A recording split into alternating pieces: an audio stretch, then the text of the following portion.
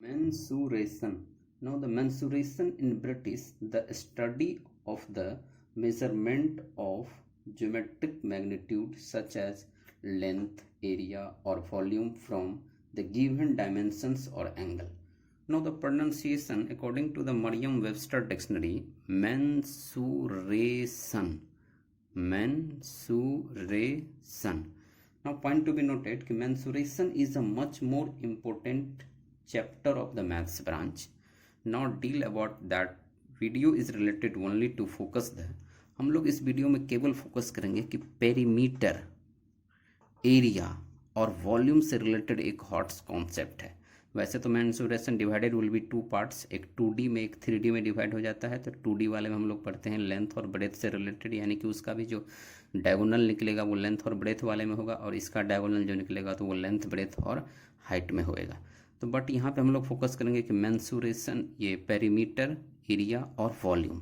तो पेरीमीटर इस सर्कल के केस में सरकमफ्रेंस बोलते हैं, जिसको कि परिमाप, परिधि, क्षेत्रफल, नोद, आयतन। अब जैसे देखो पहला क्वेश्चन हैशटैग फर्स्ट में हम क्वेश्चन से स्टार्ट करते हैं एंड आफ्टर दैट लास्ट में उसका कंक्लूजन देंगे, जो कि एक अच्छे क्लैरिटी ऑफ द कॉन्सेप्ट को क्लियर करेगा।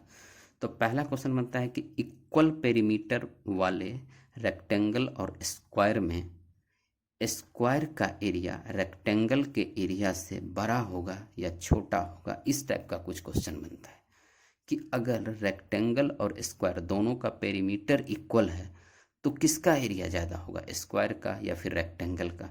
तो एज फॉर एग्जांपल के तौर पे हम एक रेक्टेंगल ले लेता हूँ और एक स्क्वायर।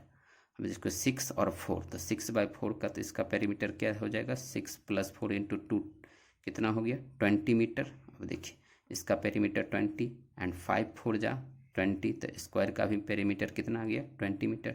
तो इन दोनों की कंडीशन में दोनों का पेरीमीटर क्या है, सेम है। अब एरिया कैलकुलेट करते हैं तो 6 4 जा 24 आ गया रेक्टेंगल का, और 5 5 जा 25 आ गया। तो क्या हमने देखा कि रेक्टेंगल और स्क्वायर में अगर पेरीमीटर इक्वल है तो एरिया किसका होता है, सेम साइड वाले का, यानी कि स्क्वायर का इक्वल, स्क्वायर का एरिया ज़्यादा होएगा। देखो नेक्स्ट क्वेश्चन, सेकंड क्वेश्चन है कि इक्वल एरिया वाले रेक्टेंगल और स्क्वायर में स्क्वायर की पेरीमीटर रेक्टेंगल की पेरीमीटर से क्या होगा, बड़ी होगी कि छोटी होगी। अब इस वाले कंडीशन पे चलते हैं। तो एक रेक्टेंगल हमने लिया, इस बार क्या कर दिया कि एरिया को इक्वल, तो 100 मीटर स्क्वायर इसका ले लेते हैं और 100 मीटर स्क्वायर। तो 100 मीटर करने के लिए इसका हमने मेजरमेंट लिया 20 और 5, 25 जा 100, और इसका 10 ले लिए तो 10 10 जा 100, दोनों का एरिया इक्वल। तो इस बार पहले वाले कंडीशन में क्या है कि एरिया इक्वल है दोनों कंडीशन में। Now the perimeter is 2 × L + B, तो कितना आ गया 50 मीटर, और इसका पेरीमीटर 4 × 40 40 मीटर। तो ऐसे वाले सिचुएशन में अब दोबारा क्या आ जा रहा है कि पेरीमीटर बड़ा हो गया रेक्टेंगल का, और जो सेम साइड वाला था उसका पेरीमीटर क्या हो गया, छोटा हो गया। तो इस सब टाइप का जो क्वेश्चन आता है ना कभी कभी मेंसुरेशन में, तो वो एक कन्फ्यूजन वाला हो जाता है। तो इस चीज़ को क्लियरेंस के लिए एक कंक्लूजन पॉइंट है यहाँ पे जरा इसको हम लोग फोकस करते हैं कि क्या कंक्लूजन क्या कह रहा है कि यदि सभी geometrical figures means all geometrical figures एक जैसा हो, जैसा कि सभी ट्रायंगल हो, सभी क्वाड्रिलेटरल हो, उस फिगर का अगर मान लो कि सभी का सभी ट्रायंगल होगा, सभी का सभी क्वाड्रिलेटरल हो, तो उस फिगर का एरिया सबसे बड़ा होगा, उस फिगर का एरिया सबसे बड़ा होगा जो रेगुलर पॉलीगन होगा, यानी कि सम बहुभुज वाला, यानी कि जिसका ऑल साइड्स इक्वल होगा। ट्रायंगल होगा तो इक्विलैटरल हो जाएगा, समबाहु त्रिभुज, और अगर क्वाड्रिलेटरल हो गया तो उसमें स्क्वायर हो जाएगा। तो उसका एरिया क्या होगा कि सबसे बड़ा होगा। जैसे देखो ट्रायंगल की बात करते हैं तो आइसोसेलेस, इक्विलैटरल, जो भी triangle, isosceles, obtuse angle triangle दिया है उसमें सबसे ज़्यादा एरिया किसका हो जाएगा, इक्विलैटरल ट्रायंगल का। और जब स्क्वायर की बात करते हैं मीन्स क्वाड्रिलेटरल में, तो रेक्टेंगल आ जाएगा, पैरेललोग्राम हो जाएगा, ट्रेपीजियम आ जाएगा। तो इन सब चीज़ों में स्क्वायर का एरिया ज़्यादा क्लियरेंस हो जाएगा। नाउ द नेक्स्ट पॉइंट, और यहाँ पे क्लियरेंस की बात हो जाती है कि अब मान लो कि #3 का क्वेश्चन ये बनता है कि अगर एक स्क्वायर है जिसका कि पेरीमीटर हमने इक्वल कर दिया 44 मीटर, एक सर्कल है जिसका भी सरकमफ्रेंस 44 मीटर, तो जब एक स्क्वायर और सर्कल का अगर पेरीमीटर और सरकमफ्रेंस इक्वल है तो उस वाले कंडीशन में एरिया किसका इक्वल होगा, फिर यहाँ पे कन्फ्यूजन हो गया। अब यहाँ तो क्लैरिटी कुछ मिला था, लेकिन यहाँ पे 100% फिर नहीं हो पाया। तो ए इसका एरिया निकालते हैं, तो 11 जा 121 metre square. Now the circle के केस में अगर 7 है तो एरिया होती है पाई आर स्क्वायर, तो 22/7, 7 × 7, 7 22 7 जा 154 मीटर स्क्वायर। तो इस वाले सर्कल का देखो कितना आ गया, 154 मीटर स्क्वायर। तो स्क्वायर और सर्कल में जब पेरीमीटर इक्वल है तो एरिया बड़ा हो जाता है सर्कल का।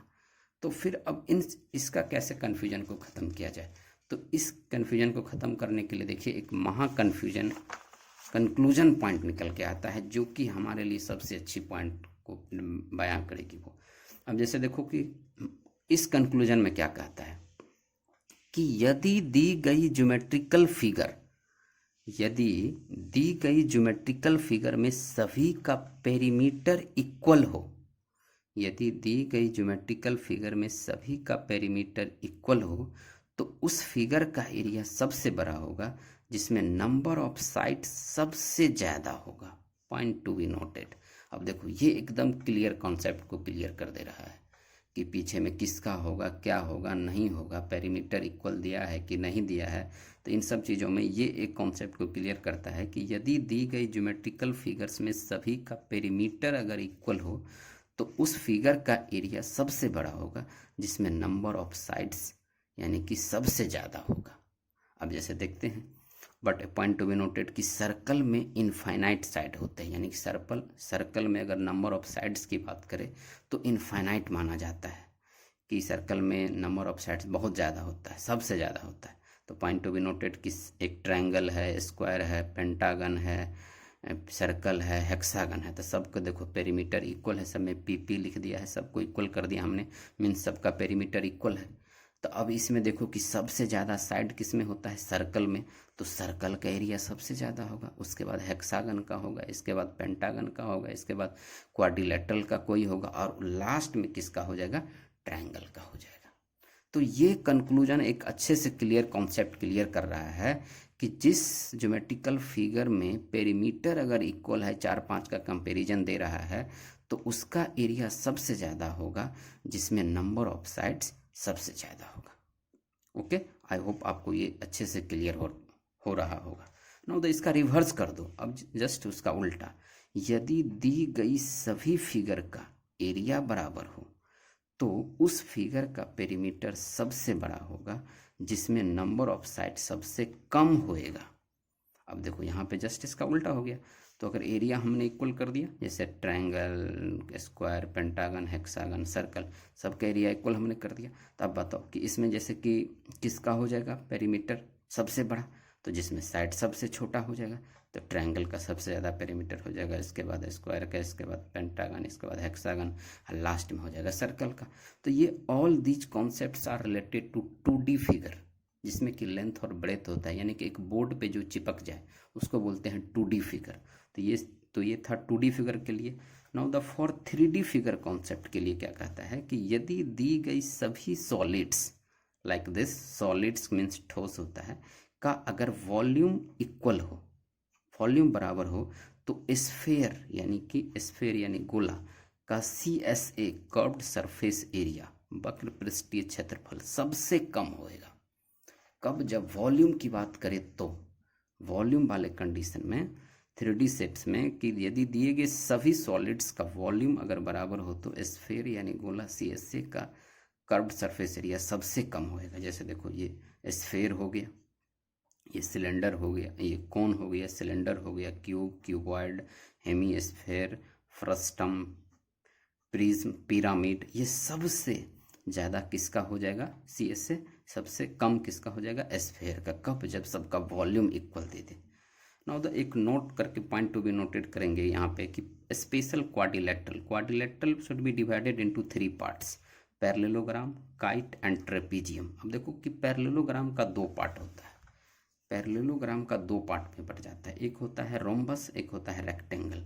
और तो रोम्बस और रेक्टेंगल को मिला करके एक स्क्वायर बन जा रहा है, और यहाँ पे काइट सिंगल रह जाता है। And now the trapezium should be 1 parts more, the isosceles trapezium, जिसका कि नॉन पैरेलल साइड्स अगर इक्वल हो जाए तो इसको आइसोसेलेस ट्रेपीजियम बोलते हैं। तो आई होप कि आपको ये अब मेंसुरेशन से एक हॉट्स टाइप का छोटा सा जो कॉन्सेप्ट है ये आपको अच्छे से समझ में आया होगा। ओके।